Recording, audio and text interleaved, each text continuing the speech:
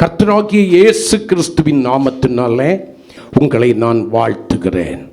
நீ எழுந்து பெத்தேலுக்கு போ என்று சொன்ன தலைப்பில் கர்த்தருடைய வார்த்தையை நம்ம சில வாரமாக தியானித்து கொண்டிருக்கிறோம். எதை விட்டு எழும்ப வேணும்? சீகேமின் அனுபவங்களை விட்டு, உன்னை அடிமைப்படுத்தி வைத்திருக்கிற சீகேமின் அடிமைத்தனத்தை விட்டு, சீகேம் என்கிறதான திருப்தியாக்குகிற அந்த இடத்தை விட்டு, உன் கண்களுக்கும் இருதயத்திற்கும் பிரியமாயிருக்கிற அந்த காரியங்களை விட்டு எழுந்து பெத்தேலுக்கு போய் என்று சொல்லி ஆண்டவர் யாக்கோபோடு கூட சொல்லுகிறார். பாதானராமிலிருந்து புறப்பட்டு வந்ததான அந்த யாக்கோபு இஸ்ரவேலாய் மாறுகிறான். சுக்கோத் என்கிறதான இடத்துல எவ்வளவு காலம் குடியிருந்தான் என்று தெரியாது. சில காலம் குடியிருந்தான். இப்பொழுது சுக்கோத்தின் வாழ்க்கை அவனுக்கு திருப்தி கொடுக்கவில்லை. ஆகையினால சுக்கோத்திலிருந்து நேரே எங்கே வருகிறான்? சீகேம் என்கிற இடத்திற்கு வருகிறான். ஆனால் இவன் மேல் இருந்த தேவ திட்டம் என்ன? இவனுடைய சீகேமிலே இவன் கூடாரம் போட்டு விடக்கூடாது, இவன் பெத்தேலுக்கு போக வேண்டும் என்பதுதான் தேவனுடைய திட்டம், தேவனுடைய நோக்கம். அது 20 வருடங்களுக்கு பின்பு அதற்காக தன் கர்த்தர் கூட இருந்து வந்த ஆபத்துகள், நாச மோசங்கள், மரண பயங்கள் எல்லாவற்றிற்கும் விலக்கி இந்த யாக்கோபையும் குடும்பத்தையும் அவனுக்குண்டான எல்லாவற்றையும் கர்த்தர் நடத்தி கொண்டு வருகிறார். அல்லேலூயா. ஆனா சீகே மட்டும் வந்ததான யாக்கோபு என்ன செய்து விடுகிறார்? கிரயம் செலுத்தி நிலத்தை கொண்டு அங்கே கூடாரம் போட்டு விடுகிறான். அதோடு கூட நின்று விடாமல் அங்கே தேவனுக்கு ஒரு பலிபீடத்தை கட்டி பலியிடுகிறான். இப்பொழுது அவனுக்கு திருப்தியாகிவிட்டது. சீகேமின் வாழ்க்கை அவனுக்கு ஒரு திருப்தியை கொடுத்து விட்டது. தன்னுடைய குடும்பத்தோடு கூட வாழ்ந்து கொண்டிருக்கிறான். வாழுவதற்கான எல்லா விதமான வசதிகளும் அந்த சீகேமில் இருக்கிறது. ஏது ஒன்றும் குறைவில்லாத ஒரு வாழ்க்கை அவன் வாழ்ந்து கொண்டிருக்கிறான். ஆகையினாலே தன்னுடைய வாழ்க்கையை மாற்றி அமைத்த, தேவனை தரிசிக்கும் ஸ்தலமாகிய தன்னுடைய வாழ்க்கையில தேவனோடு கூட தொடர்பை உண்டு பண்ணின அந்த பெத்தேலை மறந்து போகிறான். பெத்தேல் இவனாலே மறக்கப்பட்டு போகிறது. ஆபத்துண்டான நாளிலே தனக்கு தரிசனமான பெத்தேலை மறந்து போகிறான். தேவன் தரிசனம் கொடுத்த பெத்தேலை மறந்து போகிறான். அவனுடைய வாழ்க்கையை மாற்றி அமைத்ததான பெத்தேலை மறந்து போகிறான். தேவ தரிசனத்தை கொடுத்த பெத்தேலை மறந்து போகிறான். நம்பிக்கையற்றவனாய் கோலும் கையுமாய் நிற்கிற அவனுடைய வாழ்க்கையில வாக்குத்தத்தங்கள் கொடுத்த பெத்தேலை மறந்து போகிறான். சீகேமின் வாழ்க்கை இவனுடைய வாழ்க்கையை அங்கே முடக்கி போடுகிறது. பெத்தேலை நினைப்பதற்கு மனதற்றவனாய் போய்விடுகிறான்.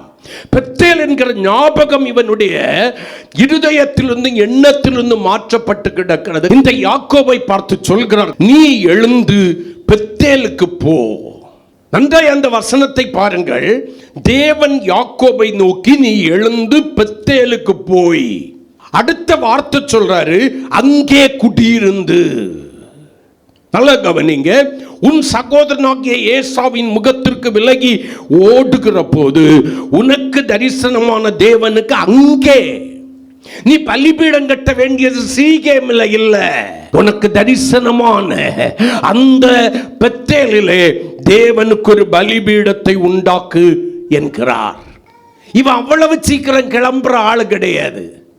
ஆகையினால இவன் அந்த சீகேமிலிருந்து புறப்பட்டு போகும்படியான ஒரு காரியத்தை கர்த்தர் இவனுடைய வாழ்க்கையிலே அனுமதிக்கிறார்.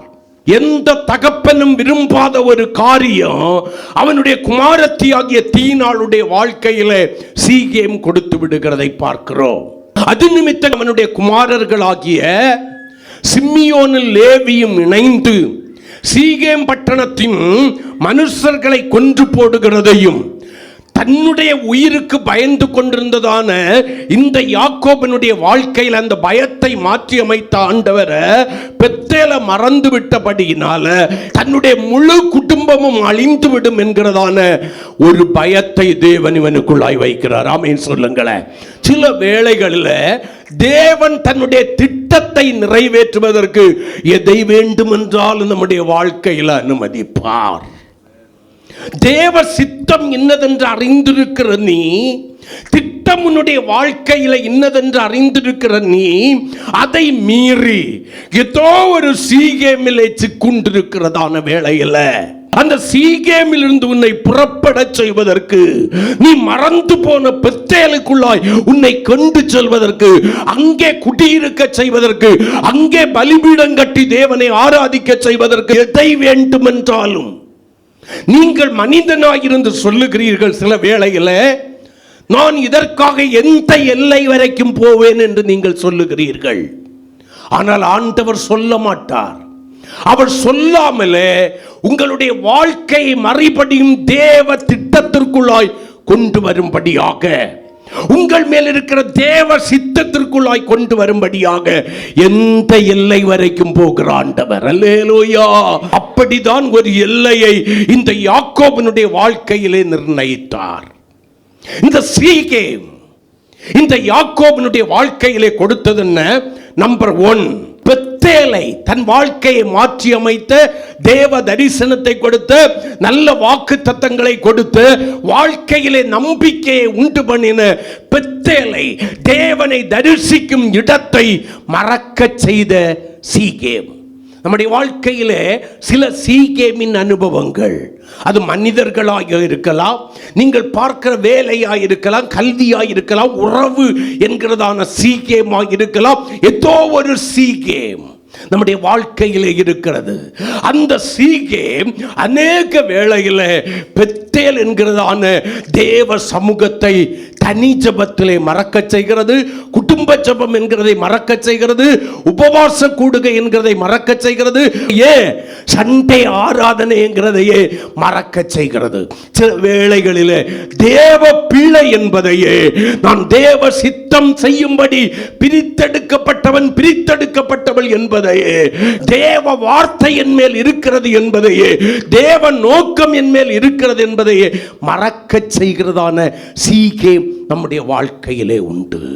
ஏதோ ஒரு சீகேம், ஏதோ ஒரு சீகேம் நம்மை அடிமைப்படுத்தி வைத்திருக்கிறது. அந்த சீக்கியம் நமக்கு திருப்தியை கொடுத்துக்கிறது. சில வேளைகளில் தேவ அன்பு என்கிற மேன்மையான அன்பை பார்க்கலும் மனுஷ அன்பு என்கிற சீக்கியம் நம்மை அடிமைப்படுத்தி விடுகிறபடியினாலே தேவ திட்டம் உடைக்கப்பட்டு போகிறது. தேவ நோக்கம் இங்கே மறுக்கப்பட்டு போகிறது. தேவ சித்தம் அவமாகி போகிறது. நாம் எல்லாம் நன்றாய் இருக்கிறது போல தெரியும். தேவன் தீனாளை கருவியாக கயிறங்களிலே எடுக்கும் வரையிலும் யாக்கோபுக்கு அந்த வாழ்க்கை சுகமும் சமாதானமாய் இருக்கிறது போல இருக்கிறது. ஆனால் தேவன் கரங்களில் எடுத்த பின்புதான் அவன் குடும்பம் என்கிற கூடே கலைக்கப்படுகிறது தெரிகிறது. அவனுக்கு ஒன்று தெரியுது, நான் இருக்க வேண்டிய இடம் எது கிடையாது, சீகேம் அல்ல. நான் தேவ திட்டத்திற்குள்ளாய் இணைந்து கொள்ள வேண்டியவன், தேவ தரிசனத்திற்குள்ளாய் இணைந்து ஓட வேண்டியவன், தேவ வார்த்தை என் மேல் இருக்கிறது, தேவ நோக்கம் என் மேல் இருக்கிறது, அதோடு கூட இணைந்து செயல்பட வேண்டியவன். என்னை சீகேம் தடை பண்ணிவிடக் கூடாது. நம்முடைய வாழ்க்கையில் பெத்தேலை மறக்க செய்கிற சீகேம் என்ன? நம்முடைய தனி ஜபத்தை மறைக்க செய்கிற சீகேம் என்ன? வேத தியானத்தை மறக்க செய்கிற சீகேம் என்ன? தேவனோடு கூட உள்ள ஐக்கியத்தை புரட்டி போட்ட சீகேம் என்ன? நம்முடைய பரிசுத்தத்தை இழக்க செய்து பாவ வாழ்க்கைக்குள்ளாய் நம்மை அடிமைப்படுத்தின சீகேம் என்ன? தேவ அன்பை என்னுடைய உள்ளத்திலிருந்து அழித்து போட்டு மனுஷ அன்பினாலே என்னை நிரப்பி தேவ அன்புக்கு என்னை தூரமாக்கின அந்த சீகேம் யார்? யோசித்து பாருங்கள். எங்கேயோ ஒன்று இருக்கிறது தானே மறக்க செய்த அந்த சீகேம். தேவஜனமே, நம்முடைய வாழ்க்கை இன்றைக்கு கேள்விக்குறியாய் நின்று கொண்டிருக்கிறது. அந்தரங்கத்தில் நொந்து செத்து கொண்டிருக்கிறோம். வெளியில சிரிக்கிறவங்க அநேக பேருடைய வாழ்க்கையில அந்தரங்கத்தின் சீகேமின் வாழ்க்கை கலக்கத்தையும் குழப்பத்தையும் பயத்தையும் மட்டுமே கொண்டு வந்திருக்கிறது. தேவன் சந்த ரட்சிப்பின் சமாதானத்தை இழந்துட்டீங்க, ரட்சிப்பின் சந்தோஷத்தை இழந்துகிட்டீங்க, அந்த தேவ பிரசன்னத்தை இழந்து விட்டீங்க, தேவனுக்காக இருந்த வைராக்கியத்தை இழந்து விட்டீங்க, நிர்பந்தமான மனுஷனாய் மனுஷியாய் நின்று கொண்டிருக்கிறீர்கள். ஒரு காலத்தில் எது எது தவறு என்று சொல்லி மனப்பூர்வமாய் விட்டு விலகினீர்களோ அவைகளை இப்பொழுது மறுபடியும் உங்களோடு கூட வைத்து சொந்தம் கொண்டாடுகிறவர்களாய், அதற்கு அடிமைப்பட்டு போகிற யாக்கோபுகளாய் நீங்கள் மாறிவிட்டீர்கள். பெத்தேலை மறக்க செய்த சீகேம், இரண்டாவது நன்றி மறக்க செய்த சீகேம். அநேக வேளையில் தேவன் நமக்கு செய்த நன்மைகளை இந்த சீகேமின் வாழ்க்கை மறக்க செய்து விட்டது. ஐயா, யாப்பேக் என்கிற நதிக்கு அக்கறையில் வரும் வரைக்கும் என்ன இருந்தது? ஏசா கொன்று விடுவான் என்கிற மரண பயம். அந்த பயத்தை மாற்றி ஏசாவை சத்துருக்களை சம்மோடு கூட சமாதானம் பண்ண செய்கிறதான ஆண்டவர் 20 வருட பகைக்கு முடிவுண்டாக்கி மரண பயத்திற்கு விலக்கின அந்த நன்றியை மறந்து போனான். வெறும் கையும் கோலுமாக யோர்தானை கடந்து போனானே, நம்பிக்கையற்றவனாய் மறந்து இந்த யோர்தானை கடந்து போனானே, என்ன செய்வேன் என்று சொல்லி உதித்திருந்த சூரியனும் அஸ்தமித்து காரிருள் மட்டும் தன்னை சூழ்ந்திருக்கிற சூழ்நிலையோடு கூட இந்த இடத்திலிருந்து போனானே, அவனை கர்த்தர் ஆசீர்வதித்து பெருக பண்ணி மனைவிகளையும் வேலைக்காரிகளையும் வேலைக்காரர்களை கொடுத்து பிள்ளைகளை கொடுத்து ஆசீர்வாதமாகிய மிருக ஜீவன்களை கொடுத்து மேன்மையாக வைத்தாரே, குறைவற்ற ஒரு வாழ்க்கையை கொடுத்தாரு. அந்த நன்றியை மறக்க செய்த சீகேம். ஒரு நாளிலே நான் சிறுமையும் எளிமையுமானவன், கர்த்தரோ என் மேல் நினைவாக இருக்கிறார் என்று சொல்லி ஆண்டவரை துதிச்ச நம்முடைய வாழ்க்கையில் தேவ சமூகத்தில் வரும்போது அவரை துதிக்கிறதுக்கு நன்றி சொல்றதுக்கு மனம் இல்லை. இருதய கட்டினம் நம்முடைய வாழ்க்கையை நிரப்பி வைத்திருக்கிறது. தேவ சமூகத்தில் தேவனை குறித்த பயம் இல்லை, மனத்தாழ்மை இல்லை, கர்த்தருடைய வார்த்தைக்கு நடுங்குகிற அனுபவம் இல்லை. நன்றி மறக்க செய்த சீகேமின் அனுபவம். ஏதோ ஒரு சீகேம், ஏதோ ஒரு ரூபத்தில் நம்முடைய வாழ்க்கையை அடிமைப்படுத்தி கொண்ட சீகேம் தேவனுக்கு நன்றி சொல்ல மனதற்றவர்களாய் மாறிவிட்டது. தேவன் உயர்த்தினார் என்பதை மறந்து விட்டோம். ஹல்லேலூயா, ஆமே. என்னையும் என் குடும்பத்தையும் பத்திரமாக நடத்துகிறது தேவன் என்கிறத மறந்து விட்டோம். நான் சாகாமல் பிழைத்திருப்பது தேவன் செய்த கிருபை என்பதை மறந்து விட்டோம். நன்றி மறக்க செய்து விட்ட சீகேம் தேவனை துதிக்கிறது கடினமாய் மாறிவிட்டது. ஒரு நாளிலே இரவும் பகலும் தேவனை குறித்த துதி உன்னுடைய உள்ளத்தை நிரப்பி இருந்த வேளைகள் உண்டு. கர்த்தரை நான் எக்காலத்திலும் ஸ்தோத்தரிப்பேன், எப்பொழுதும் அவருடைய துதி என் வாயிலே இருக்கும் என்று சொன்னதை போல வாயும் இருதயமும் தேவனை துதிக்கும் துதியாகிய நன்றி பலிகளினால் நிறைந்திருந்த காலங்களை மறந்து போனாய். பல ஆபத்துகளை நாசமோசங்களை கண்டபோது தேவனை நோக்கி கூப்பிட்டு அவர் கிருபையாய் உன்னை தப்புவித்த அந்த கிருபையை மறந்து போனாய். விபத்திலே மரித்து உடல் பாகங்கள் சிதறி போயிருக்க வேண்டிய உன்னை கர்த்தர் காத்த விதத்தை மறந்து போனாய்.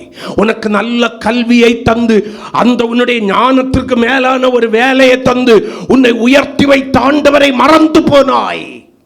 சரீரத்தின் அவயங்கள் எல்லாம் தளர்ந்து இனி வேலை செய்ய முடியாது, என்னுடைய குடும்பத்தை எப்படி நான் காப்பாற்றப் போகிறேன் என்று சொல்லி இருந்த கடைசி நம்பிக்கையும் இழந்து நம்பிக்கையற்றவனாக நின்ற வேளையில் மரித்து விட்டால் நலமாயிருக்கும் என்று சொல்லி தீர்மானம் பண்ணினதான வேளையில் உன்னுடைய வாழ்க்கையை மாற்றி அமைத்த தேவனுக்கு நன்றி சொல்வதை மறந்து போனாய். யாக்கோபே, நன்றி மறக்க செய்த சீகேமின் வாழ்க்கை. மூன்றாவதாக மரண பயத்தை திரும்ப கொண்டு வந்த சீகேமின் வாழ்க்கை. யாப்பேக் என்கிறதான நதியின் கரையில் ஒரு நாள் ஏசா தன்னை கொன்று விடுவான் என்று சொல்லி இருந்த பயம், 20 வருடங்களாக தனக்குள்ளாய் வாழ்ந்து என்றைக்காக ஒரு நாள் ஏசா என்னை கொன்று விடுவான் என்று சொல்லி இருந்த பயத்தை மாற்றி அமைத்தது. அந்த மரண பயத்தை மாற்றின அந்த பெத்தேலை மறந்து போன யாக்கோபு. ஏன் தெரியுமா? கடைசி அனுபவம், சீகேம் வேண்டாம், நீ எழுந்து பெத்தேலுக்கு போ. அந்த ஒரு காரியத்தை மட்டும் இன்னைக்கு சொல்லி நான் முடிக்கும்படி வாஞ்சிக்கிறேன். வாசிக்கலாம். நீ எழுந்து பெத்தேலுக்கு போ என்று ஆண்டவர் சொல்கிற காரியம் என்ன? இந்த சீகேமில் ஏன் இனி குடியிருக்க கூடாது? இந்த சீகேமின் வாழ்க்கையை விட்டு ஏன் பெத்தேலுக்கு போக வேண்டும்? வாசிக்கலாம். ஆதியாகமத்தின் புஸ்தகம் 34ஆம் அதிகாரம் 1-2 வசனங்கள். லேயாள் யாக்கோபுக்கு பெற்ற குமாரத்தியாகிய தீனாள் தேசத்து பெண்களை பார்க்க புறப்பட்டாள். நல்ல கவனிங்க, அவளை ஏவியனான ஏமோரின் குமாரனும் அத்தேசத்தின் பிரபுவாகிய, அந்த இடமே அவன் பேர்ல தான் இருக்கு, அவ்வளவு பெரிய பிரபு, அத்தேசத்தின் பிரபுவாகிய சீகேம் என்பவன் கண்டு, நல்ல அந்த வசனத்தை கவனிச்சுக்குங்க, கண்டு அவளை கொண்டு போய் அவளோடு சயனித்து அவளை தீட்டுப்படுத்தினான். அல்லேலூயா. நான்காவதாக இந்த சீகேமினுடைய வாழ்க்கையில கொண்டு வந்த காரியம் என்ன தெரியுமா? பெத்தேலை மறக்க செய்ததான சீகேம், நன்றி மறக்க செய்ததான இந்த சீகேம் மரண பயத்தை திரும்ப கொண்டு வந்ததான, முழு குடும்பம் மரித்து விடுவோம் என்கிற பயத்தை திரும்ப தனக்குள்ளே கொண்டு வந்த சீகேம் நான்காவது செய்த காரியம் என்ன தெரியுமா? தந்த அனுபவம் என்ன தெரியுமா? தன் மகளாகிய தீனாளை தீட்டுப்படுத்திய சீகேம். ஐயா, இதுவரைக்கு நடந்த காரியங்களை யாக்கோபு எதுவாய் எடுக்கல, பொருட்டாய் எடுக்கவில்லை. ஆனால் தீனாள் என்கிற தன்னுடைய மகன் சீகேம் என்கிற பிரபுவினாலே தீட்டுப்படுத்த விட்ட காரியத்தை அவனால் சும்மா ஏற்றுக்கொள்ளவும் முடியவில்லை. அவன் இன்னமும் நினைக்கிறான், பேசாம சீகேமில் இருந்துருவான். தீனாள் எங்க இருக்கிறா? ஐயா, சீனாள் எங்க இருக்கிறா? சீகேமுக்கு வீட்டில தான் இருக்கிறா. அவன் அவளை கெடுத்து அந்த தீட்டாக்கினது மட்டுமல்ல, தன் வீட்டிலே வைத்துக் கொள்கிறான் அந்த தீனாளை. அவளை விட்டு விடுவதற்கு அவனுக்கு மனதில்லையா? போய் தன்னுடைய மகளை அழைத்து கொண்டு வருகிறதான திராணியும் தைரியமும் இப்பொழுது யாக்கோபுக்கு இல்லை. ஆபிரகாம் லோத்தை அவனுடைய உண்டவை எல்லாவற்றையும் கொள்ளை கொண்டு போய் விட்டார்கள் என்று தெரிந்தவுடனே தன்னும் தன்னுடைய வீட்டாரும் வேலைக்காரரையும் சேர்த்து கிட்டத்தட்ட 400 பேரை கொண்டு போய் அவனை மீட்டு, அவனுக்குரியவைகளை மீட்டு கொண்டு வந்தானே, அந்த தைரியம் அவனுடைய பேரனாகிய யாக்கோபுக்கு இப்ப இல்ல. என்ன கர்த்தர் இப்ப அவன் பட்சத்தில் இல்லை, அவனுக்கு ஐடியா கொடுக்கிறதா இல்லை. பயம் கலங்க பண்ணி திடனற்றவனாய் மாறி பரிதவிக்கப்பட்டவனாய் இருக்கும்போது 35ஆம் அதிகாரம் 1வது வசனத்தில் சொல்றாரு, நீ எழுந்து பெத்தேலுக்கு போய் அங்கே குடியிருந்து உனக்கு ஆபத்துண்டான நாளிலே உன்னுடைய அனுகூலமாக உதவி செய்த தேவனுக்கு அங்கே ஒரு பலிபீடத்தை கட்டு என்று சொல்கிறார். ஆமென் சொல்லுங்களேன். இந்த 34ஆம் அதிகாரம் முழுவதும் நீங்கள் வாசித்து பார்க்கிறதான வேளையில் அவனுடைய வாழ்க்கை எவ்வளவு கலக்கமும் குழப்பமும் வேதனையும் நிறைந்ததாக இருக்கிறது. சில வேதனைகளை நம்மை விட்டு கர்த்தர் தூரமாக்கி இருப்பார். சில கண்ணீரின் அனுபவங்களை தேவன் நம்மை விட்டு தூரமாக்கி இருப்பார். கலக்கத்தின் அனுபவங்களை தேவன் நம்மை விட்டு தூரமாக்கி தெளிந்த நீரை போல நம்முடைய வாழ்க்கையை சமாதானம் உள்ளதாக்கி இருப்பார். நம்முடைய குடியிருப்புகளை சமாதானம் உள்ளதாக்கி இருப்பார். நம்மை சுற்றிலும் ஒரு சமாதானத்தையும் சுக வாழ்க்கையும் கட்டளை எடுப்பார். நம்முடைய காரியங்கள் எல்லாம் ஜெயமாய் இருக்கிறதை போல தோன்றும். அந்த வேளையில தான் சீகேம் நம்மை அடிமைப்படுத்தி விடுகிறது.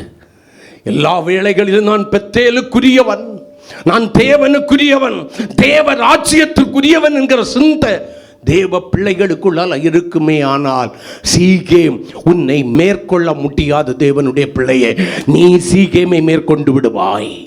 உனக்குள்ளால என்ன தெரியும் தெரியுமா?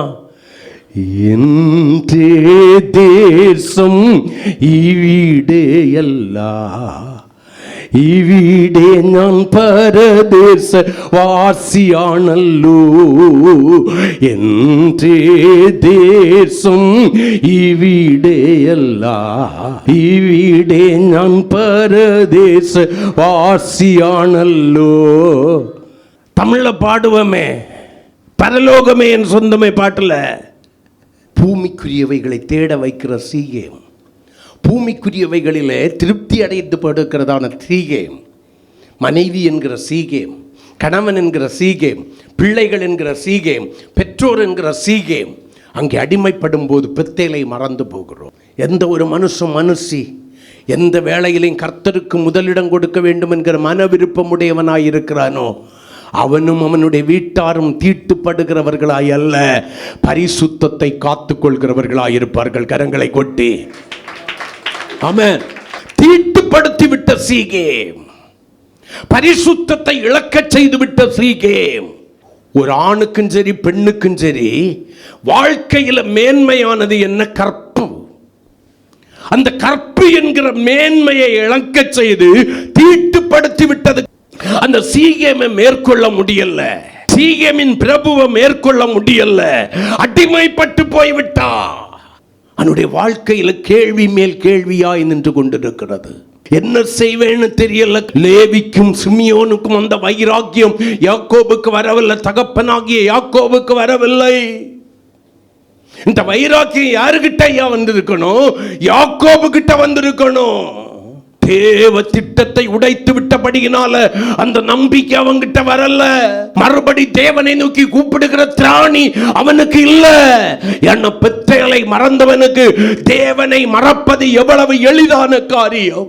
தேவ சமூகத்தை மறந்து போனவனுக்கு தேவ சமூகத்திற்குரியதான மேன்மை உள்ளவராயிருக்கிற ஆண்டவரை மறக்கிறது எவ்வளவு எளிதான காரியம். கொஞ்சம் யோசிச்சு பாருங்களேன். ஆனால் தேவ திட்டம் உன் மேலே இருக்கும்போது, தேவ சித்தம் உன் மேலே இருக்கும்போது, நீ தேவனை தேடாதிருந்தாலும் தேவன் உன்னை தேடி வருவார். ஆமென் சொல்லுங்களேன். ஹல்லேலூயா. யாக்கோபே, உன் மேல ஒரு பெரிய தேவ திட்டம் இருக்கிறது. யாக்கோபே, உன் மேல ஒரு பெரிய தேவ சித்தம், தேவ நோக்கம் இருக்கிறது. உன் சன்னதியின் மேல் கர்த்தருடைய பெரிதான நோக்கம் இருக்கிறது. நீ என்னை புறக்கணித்தாலும், நீ என்னை மறந்தாலும் நான் உன்னை தேடி வருவேன். யாக்கோபே, நான் உன்னை தேடி வருவேன். நீ மறந்து போன, நீ நன்றி மறக்க செய்ததான, உனக்கு மரண பயத்தை திரும்ப கொண்டு வந்ததான இந்த சீகேமிலிருந்து உன்னை விடுதலையாக்கி எப்படியாகிலும் உன்னை பெத்தேலுக்குள்ளால கொண்டு சேர்க்கிறதா என்னுடைய நோக்கம். சீகேமிலே நீயும் உன்னுடைய சந்ததிகளும் அழிந்து போவதல்ல என்னுடைய நோக்கம். லேவி எனக்கு ஆசாரியனாய் மாற வேண்டும். லேவியின் சந்ததி எனக்கு ஆசாரியனாய் மாற வேண்டும். யூதாவின் சந்ததியில் இருந்து தாவீதின் விடிவெள்ளி நட்சத்திரமாகிய இயேசு மாம்சத்தில் வெளிப்பட வேண்டும். என் நோக்கம் இருக்கிறது. ஆபிரகாமுக்கு நான் கொடுத்த வாக்கு நிறைவேறணும்னா யோசேப்பை நான் முதல்ல எகிப்திற்கு அனுப்பணும். அது என்னுடைய திட்டம். நான் எவ்வளவு பெரிய திட்டத்தை உன் மேலையும் உன் குடும்பத்துக்கு மேலையும் வச்சிருக்கிறேன் தெரியுமா? நீ சீகேமுக்கு அடிமைப்பட்டு கிடக்கிறாயே. இன்றைக்கு சீகேம் உனக்கு தந்த பரிசு உன்னுடைய பரிசுத்த குலைச்சலை கொண்டு வந்து விட்டது. தேவன் சிநேகிக்கிற பரிசுத்தம் என்று சொல்லி வேதம் சொல்லுகிறது.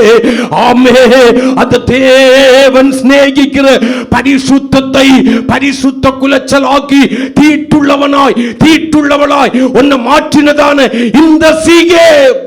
சிலருக்கு செல்போன் சீகேம், சிலருக்கு லேப்டாப் சீகேம். சீகேமுக்குள்ளாய் மூழ்கி கிடக்கிறது. செல்போனை எடுத்து கேம் என்கிறதான, லவ்ங்கிறதான, வீண் கலாச்சாரங்களை பார்க்கிறதான, அசுத்தங்களை பார்க்கிறதான சீகேமுக்குள்ளாய் இன்னைக்கு சிறியோர் மட்டும் இல்ல, வாலிபர்கள் கன்னிகைகள் மட்டும் இல்ல, தேவ சித்தத்தை தடுமாற செய்யும் யாக்கோபுகள், தேவ சித்தத்தை உடைத்து போடும் யாக்கோபுகள். சீகேம் போதும் என்று சொல்லி அடிமைப்பட்டு போன யாக்கோபு தன் குடும்பத்துக்குள்ளே பெரிய தீட்டு, பரிசுத்த குலைச்சல். இனி ஒருபோதும் அதை திரும்பி பெற்றுக்கொள்ள முடியாத ஒன்றை இழந்து விடுகிறான். பரிசுத்தம் என்கிறதை இழக்கிறது எளிது. அதை மறுபடியும் உனக்குள்ளாய் உருவாக்கி கொள்வது என்பது மிக கடினம் என்பது உங்களில் எத்தனை பேருக்கு தெரியும்? உங்களுக்கு முன் இருக்கிறதான தேவ ராஜ்யத்தை நீங்கள் இழப்பது மிக எளிது. அதை மறுபடியும் பெற்றுக்கொள்வது கடினம் என்பது உங்களுக்கு எத்தனை பேருக்கு தெரியும்?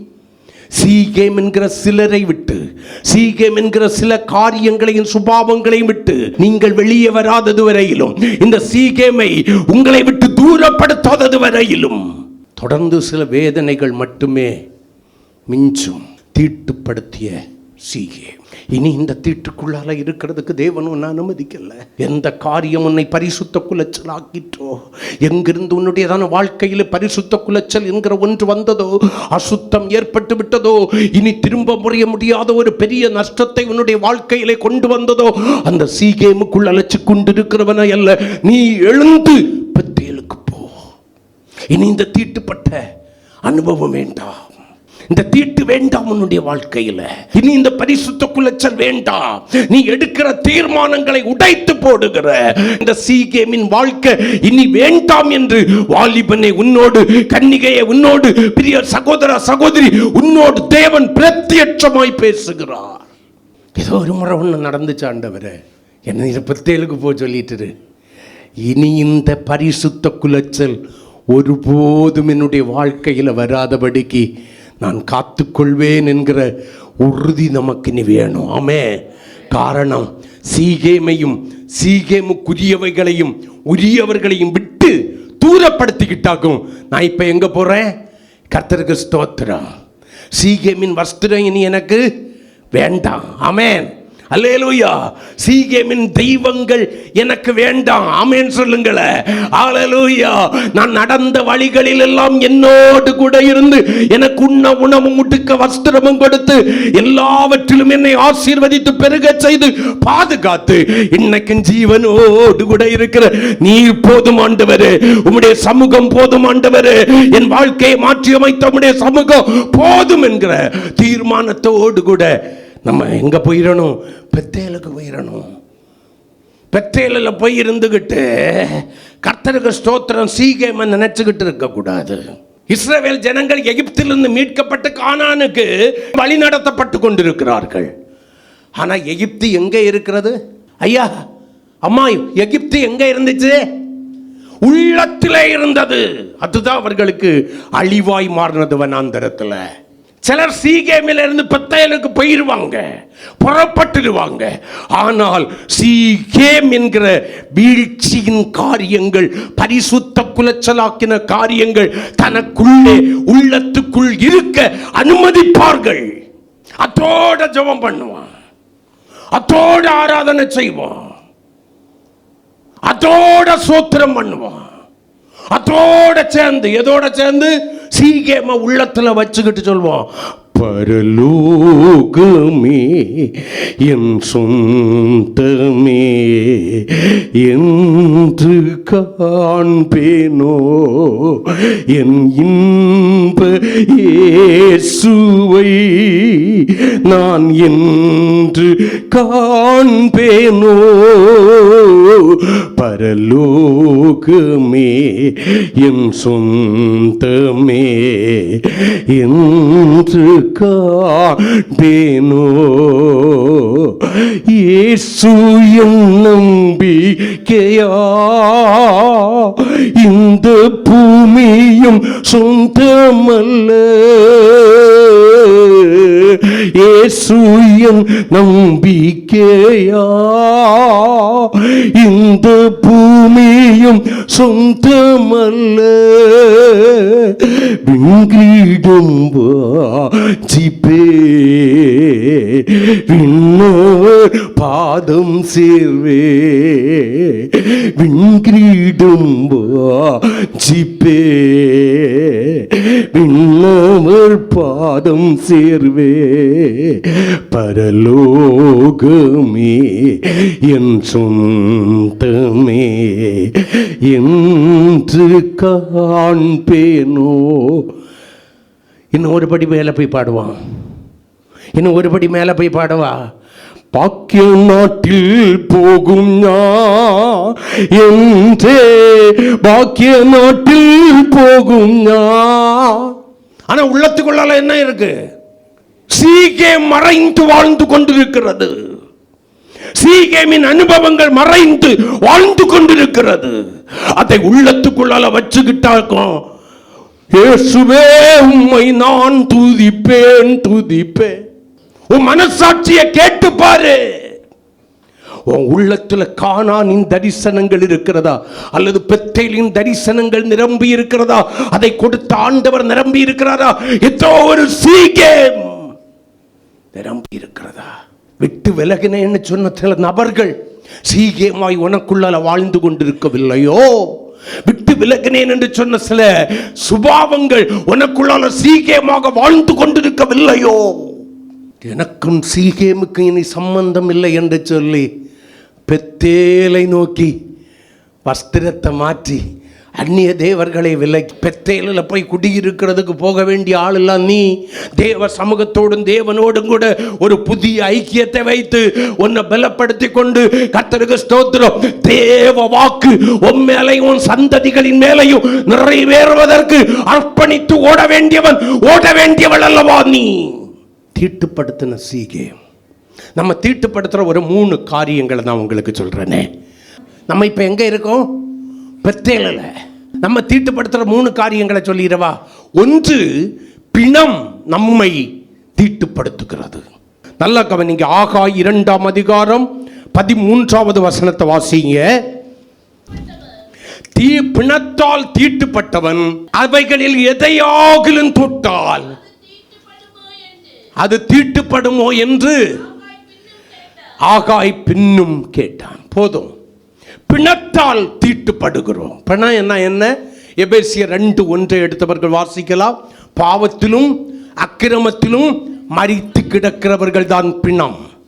மரித்தவனை யாருன்னு சொல்லுவோம்? பிணம்னு சொல்லுவேன்.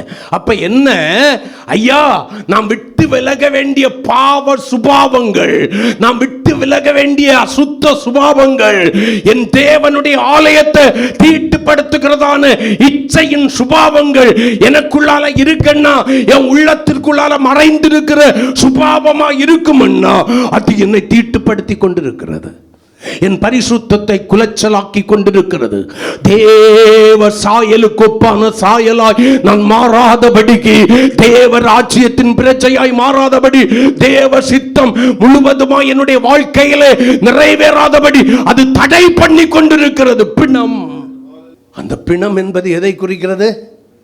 பாவத்திலும் அக்கிரமத்திலும் மரித்து கிடக்கிறவர்கள். பாவத்தை விட்டு தேவ பிள்ளைகள் ஓய்ந்திருக்க வேண்டும். வாயின் வார்த்தைகளானாலும் சரி, இருதயத்தின் நினைவுகளானாலும் சரி, நடக்கைகளானாலும் சரி, செய்கைகளானாலும் சரி, பார்வைகளானாலும் சரி. அதை இப்படி சொல்றேன்னா, நடை உடை கர்த்தருக்கு ஸ்தோத்திரம், சொல் செயல் சிந்தனை, நடை உடை பாவனை சொல் செயல் சிந்தனை என்கிற எல்லாம் பரிசுத்த குலைச்சலாகாதபடி. நான் வெளியே பரிசுத்தவான் அல்ல, நான் வெளிப்புறமான மாறுதலும் உள்ளவள் அல்ல. என்னுடைய அந்தரங்க வாழ்க்கையில முழுவதுமாய் பரிசுத்தம் உள்ளவனாய் தேவ சாயலுக்கு ஒப்பான சாயலாய் மாறுகிறவளாய் பாவத்திற்கும் எனக்கும் சம்பந்தம் இல்லாத சீகேமினாலே என்னை தீட்டுப்படுவதற்கு என்னை விட்டு கொடுக்காத தீனாளாய் நான் எப்போ வாழுகிற கற்புள்ள கன்னிகையாய் மாறுகிறேனோ அப்பதான் தேவ திட்டமும் நோக்கமும் என் மேலே நிறைவேறும். நீங்கள் நினைக்கலாம், எனக்கு மேலே என்ன திட்டம் இருக்குது, எனக்கு மேலே என்ன நோக்கம் இருக்கிறது, என் சந்ததிகள் மேலே என்ன நோக்கம் இருக்கிறது? இல்லை, உன் மேலே தேவ திட்டமும் நோக்கமும் இருக்கிறது, தேவ தரிசனம் இருக்கிறது, தேவ வார்த்தை இருக்கிறது. ஆமென் சொல்லக்கூடாதா? எவ்வளவு நேரம் அவன்கிட்ட போராடினார், எத்தனை நாட்கள் போராடினார். விலையேற பெற்றவரை விட்டுவிட்டு விலையேற பெற்றது என்று சொல்லி நீ நினைச்சுக்கிட்டு இருக்கிற உலக காரியங்களுக்கும் உலக மனிதர்களுக்கும் முக்கியத்துவம் கொடுத்துட்டாயே.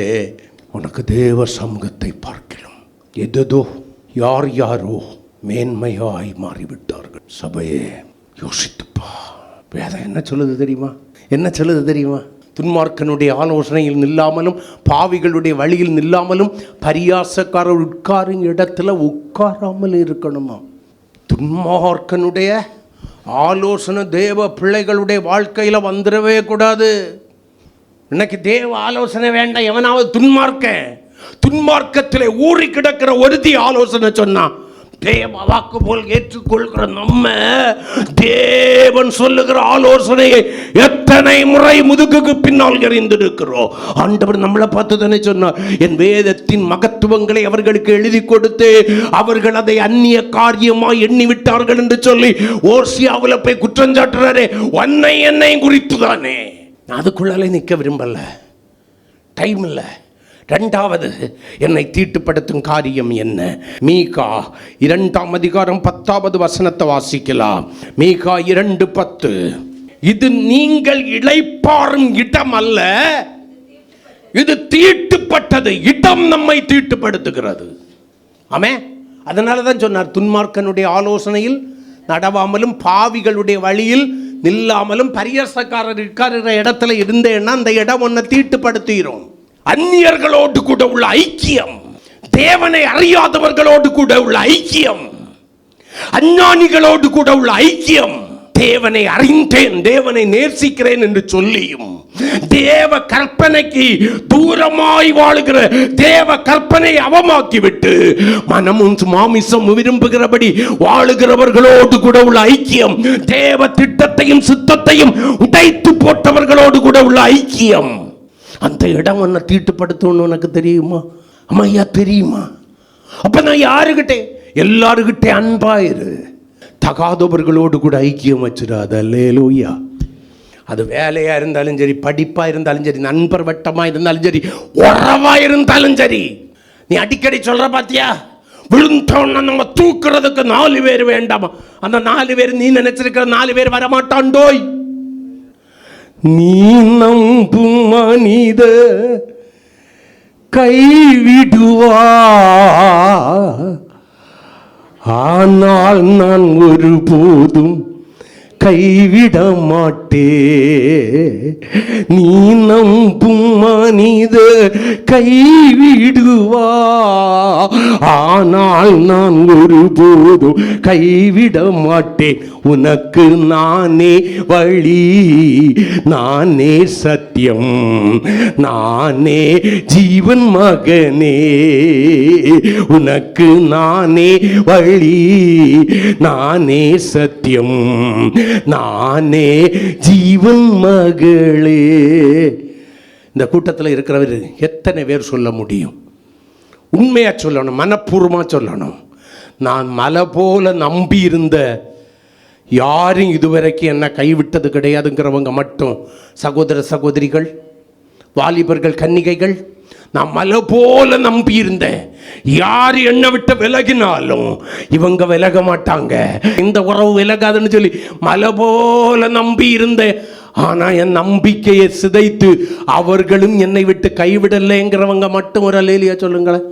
நீ வசிக்கிற இடத்தை விட்டு கர்த்தர் உன்னை இங்க இருந்து கோ அவுட்டுன்னு சொல்லிட்டாரா, அதுக்கு மேல போராடிக்கிட்டு இருக்காத. உன்னை கிளப்புறதுக்கு கர்த்தர் ஏதோ ஒரு காரியத்தை செயல்படுத்துவார்.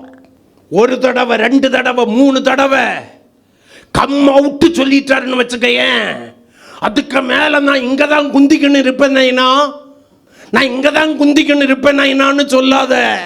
அடியே நீதா தேவா, அடியே நீதா. எங்க போச்சாலும் போயிடுறேன். எனக்கு அப்ப உண்டாக்குனது சொந்த வீடு, சொந்த இடம், இதை விட்டுக்கிட்டு நடக்கக்கூடாதுன்னு நடந்து ஆரம்பினால நிற்க நிலையில்லாத சூழ்நிலைகளும் நடுராத்திரியின் ஓலங்களும் அழுகையும் வர்றதுக்கு முன்னால பேக்கப் கம் அவுட்டுன்னு சொல்லும் முன்னால நீ சொல்லணும், ஐ ஆம் கோ அவுட், நான் வெளியே வந்துடுறேன்டவரே. இது ஒருக்க சொன்ன போதும். இங்க இருக்கிற சிலர்கிட்ட எத்தனை தடவை போராடி பார்த்தார். வேண்டாம், விட்டுடு. தேவ திட்டத்தை மீறி இருக்கிற உன்னுடைய வாழ்க்கையில பிரச்சனைக்கு மேல பிரச்சனையும் போராட்டத்துக்கு மேல போராட்டமும் இல்லாம எதை சாதித்து கொண்டிருக்கிறாய்? ஒரு வசனத்தை வாசிக்கலாம். ஏசாயா 52 11 வசனத்தை கொஞ்சம் வாசிங்க. புறப்படுங்கள், புறப்படுங்கள் அவ்விடம் விட்டு. எதை இந்த இடம் விட்டு? உங்கள் அடிமைப்படுத்தி வச்சிருக்கிற சீகேமை விட்டு புறப்படுங்கள், அசுத்தமானதை தொடாதிருங்கள். கர்த்தருடைய பாத்திரம்னா என்ன தெரியுமா? ரட்சிப்பின் பாத்திரம். ரட்சிப்பின் பாத்திரத்தை சுமக்கிற தேவனுடைய பிள்ளையை அவ்விடம் விட்டு புறப்படு. அங்கிருந்து வெளியே வந்தாதான் உனக்கு மறுபடியும் சுத்திகரிப்பு. சீகேமுக்குள்ளால இருந்துகிட்டு பரிசுத்தம் பரிசுத்தம் பரிசுத்தம் பரிசுத்தம் பரிசுத்தம் வராது, சுத்திகரித்தல் வராது. சீகேமை விட்டு என்னைக்கு புறப்பட்டு வெளியே போறியோ அன்னைக்கு பரிசுத்தம் தானா வரும், தானா வரும். தேவ மகிமை தானா வரும், தேவ வார்த்தை தானா வரும், தேவ தரிசனம் உயிர்ப்பிக்கப்படும். ஆமோதிக்கிறவங்க கரங்களை கொட்டி கர்த்தரை மகிமைப்படுத்துங்க. இங்க இருக்கிற எத்தனை பேருக்கு தெரியும், கர்த்தர் ஒரு இடத்துக்கு போவாதேன்னு சொல்லி அதை மீறி நீ போன பிறவைக்கு போன சந்தோஷத்தை போல திரும்ப சந்தோஷமா வந்தேன். அதுக்கு பிறவைக்கு எனக்குள்ளால பயம் இல்லை, கலக்கம் இல்லை, இருந்ததை விடையும் மேலா இருக்கிறவங்கிறவங்க ஒரு அல்லேலியா சொல்லுங்களேன். கர்த்தர் விட்டு விலக சொன்ன சிலரை விட்டு சில காரியங்களை விட்டு சில இடங்களை விட்டு நான் விட்டு விலகாம அப்படியே தான் இருக்கிறேன். ஆனால் எனக்கு இருந்த சந்தோஷமும் குறையல்ல, சமாதானமும் குறையல்ல, மகிழ்ச்சியும் குறையல்ல, நான் நல்லா இருக்கிறேங்கிறவங்க ஒரு அல்லேலியா சொல்லுங்களேன். இந்த இடம் உங்களை தீட்டுப்படுத்திட்டு சீக்கிரம் வெளியே போயிரு, புறப்படு, பத்தேலுக்கு அந்த அனுபவத்துக்கு போ, அந்த உன்னதமான மகிமைக்கு போ, உனக்கு தரிசனமான கர்த்தரிடத்துல போ. கர்த்தர் உன்னுடைய வாழ்க்கையை மாற்றி அமைக்க போகிறார். அல்லேலூயா, ஆமேன் சொல்லுங்களேன். நம்புறவங்க ஒரு அல்லேலூயா சொல்லுங்களேன். ஆமேன். மூணாவது எது தெரியுமா நம்ம தீட்டுப்படுத்துது, பரிசுத்த குலைச்சலாக்குகிறது? நம்முடைய சுபாவம் தான். வாசிக்கலாம். மார்க் எழுதின சுவிசேஷம் 7ஆம் அதிகாரம் 15வது வசனத்தை மட்டும் வாசிங்க. மனுஷனுக்கு புறம்பே இருந்து அவனுக்குள்ளே போகிறது ஒன்றும் அவனை தீட்டுப்படுத்தாது, அவனுடைய உள்ளத்துக்குள்ளால இருந்து புறப்படுறதே அவனை தீட்டுப்படுத்தும். அதுக்கு கீழே சொல்லி இருப்பார் என்னெல்லாம் உள்ளால இருந்து புறப்படுதுன்னு. அப்ப எது? என்னுடைய சுபாவங்கள். அந்த சுபாவத்துக்கு பேர் என்ன தெரியுமா? அழிக்கப்படாத ஜென்ம சுபாவம். இதை உலகத்தான் சொல்லுவான் பிறவி குணம். என்னை பேக்கி கொடுத்த ஆள் இல்லை, ஆண்டவருக்கு ஜீவன் உள்ள தேவனுக்கு கொடுக்கப்பட்ட ஆளு. இன்னும் ஏன் உனக்குள்ளால ஜென்ம சுபாவம் மாற மாட்டேங்குது? அழிக்கப்பட வேண்டிய ஜென்ம சுபாவங்கள் உனக்குள்ளால இருக்கும் வரைக்கும் மற்றவர்கள் அல்ல தீட்டுப்படுவது, நீயே பரிசுத்த குலைச்சலாக்கி கொண்டிருக்கிறாய். கரங்களை கொட்டி. ஒரு மனுஷனுடைய உள்ளத்துக்குள்ளால நல்ல எண்ணங்கள் என்கிற ஒன்று இருக்குமே, ஆனால் தவறான எண்ணங்கள் என்கிற ஒன்று, சிந்தைகள் என்கிற ஒன்று இல்லாம நல்ல எண்ணங்களினால் அவனுடைய இருதயம் நிரம்பி இருக்குமே, ஆனால் அவன் பரிசுத்த குலைச்சல் ஆகாதபடி, அவள் பரிசுத்த குலைச்சல் ஆகாதபடி பரிசுத்தத்தை பயத்துடனே காத்து கொள்கிறவர்களாய், பரிசுத்தத்திலே பூரணம் அடைகிறவர்களாய் மாறுவார்களாமே. அவர்களை எடுத்துக்கொள்றதுக்கு தான் கர்த்தர் வராரு. நமக்கு தான் எதையும் நல்லா சிந்திக்க தெரியாது. இயேசுவின் ரத்தமே அன்றி அந்த சுபாவங்கள் மாறப்போறது கிடையாது. அந்த ஜென்ம சுபாவங்கள் மாறப்போறது கிடையாது. அந்த ஜென்ம சுபாவம் மாறுறது வரைக்கும் நீ பரலோக வாசியும் அல்ல, மறுரூபத்திற்கு சொந்தக்காரனும் சொந்தக்காரியும் அல்ல. அப்ப இந்த வாழ்க்கை வீண், செய்யற ஊழியம் வீண். பணம் மட்டும் இல்லை, இடம் மட்டும் இல்லை, என் சுபாவங்கள்.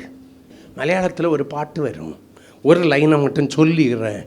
அந்தரங்கம் நொந்து சாகுன்னே. அவள் சொல்கிறான் சபையை, கிறிஸ்து என்கிற மணவாளனுக்கு கற்புள்ள கன்னிகையாய் மணவாட்டியாக உங்களை ஒப்பு கொடுத்துருக்கிறேன். கரங்களை கொட்டி. அந்த மணவாட்டி எப்படி இருக்கணும் தெரியுமா? மணவாளனுக்கு ஏற்றபடி தன்னை மாற்றிக்கொண்டவளாக இருக்கணும். மணவாளனை போல தன்னை மாற்றிக்கொண்டவளாக இருக்கணும். இல்லாதவங்க பரலோகனும் நினைச்சு கூட பார்த்துடக்கூடாது. தீட்டுப்படுத்தின சீக்கியம் போதும், எழும்பு பத்தேலுக்கு போ. யாக்கோபே போதும், எழுந்து பத்தேலுக்கு போ. இன்னும் சில வசனம் உண்டு. கடைசியாக ஒரே ஒரு வசனத்தை மட்டும் சொல்லி முடிக்கட்டா? 2 கொரிந்தியர் 6ஆம் அதிகாரம் 15, 17 ஆகிய வசனங்களை கொஞ்சம் வாசிக்கலாம். கிறிஸ்துவுக்கும் பேலியாளுக்கும் விசுவாசிக்கு பங்கேது. 17 ஆனபடியினால் நீங்கள் அவர்கள் நடுவிலிருந்து புறப்பட்டு உள்ளத்துக்குள்ளால வச்சுக்கிட்டாம என்ன பண்ணணுமா? பிரிந்து போய் அசுத்தமானதை தொடாதிருங்கள் என்று கர்த்தர் சொல்லுகிறார். அப்பதான் பரிசுத்த குலைச்சல் இல்லாம பரிசுத்தம் பூரணமாகும். இயேசுவின் வருகையின் நாளிலே அவருடைய ராஜ்யத்தின் பிரஜைகளாய் மாறுவோம். அசுத்தம் இருந்தா தேவனுடைய ராஜ்யத்துக்கு போக முடியாதுன்னு வெளிப்படுத்தல் 21ஆம் அதிகாரம் 27வது வசனம் சொல்கிறது. அசுத்தம் உள்ளவன் எவனும் அதிலே பிரவேசிப்பதில்லை. கரங்களை கொட்டி நீ எழுந்து பெத்தேலுக்கு போ. பெத்தேலின் அனுபவங்களை மறக்க செய்த சீகேமை விட்டு, தேவன் செய்த நன்மைகளை நன்றி மறக்க செய்த சீகேமை விட்டு போன மரண பயத்தை மறுபடியும் உனக்குள்ளாய் கொண்டு வந்த சீகேமை விட்டு, உனக்கு பரிசுத்த குலைச்சலாகிய தீட்டை உட்படுத்தின அந்த சீகேமை விட்டு, உள்ளும் புறம்பும் தீட்டை உன்னுடைய வாழ்க்கையிலே உருவாக்கின சீகேமை விட்டு நீ எழுந்து பெத்தேலுக்கு போ.